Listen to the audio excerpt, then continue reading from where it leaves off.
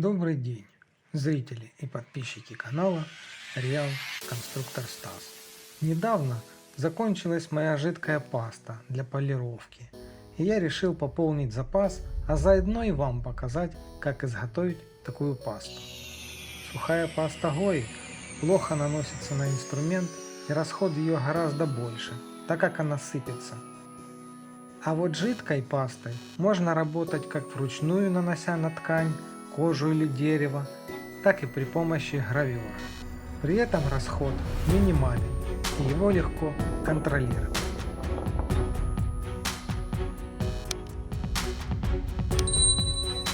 Такое решение мне подходит больше. Что ж, приступим.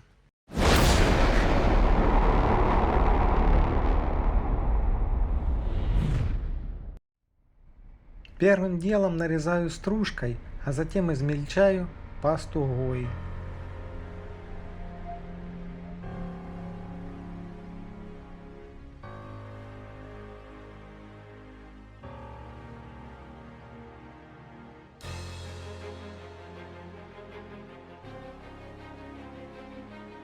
Далее разогреваю воду и располагаю в ней контейнер.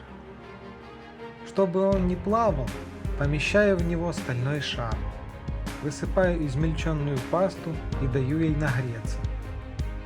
В качестве растворителя использую моторное масло 5В30, которое добавляю при помощи шприца.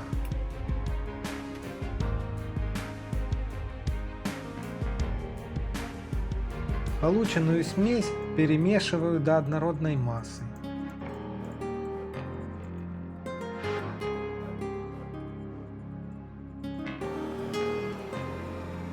Добавляю еще те же самые компоненты до получения нужного количества пасты.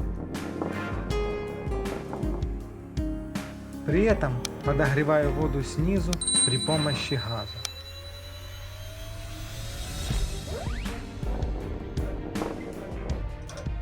Осталось только остудить в воде комнатной температуры.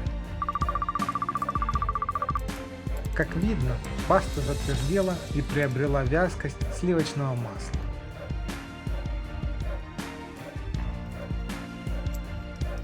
Спасибо за внимание. С вами был Real Конструктор Стас. До новых встреч на моем канале.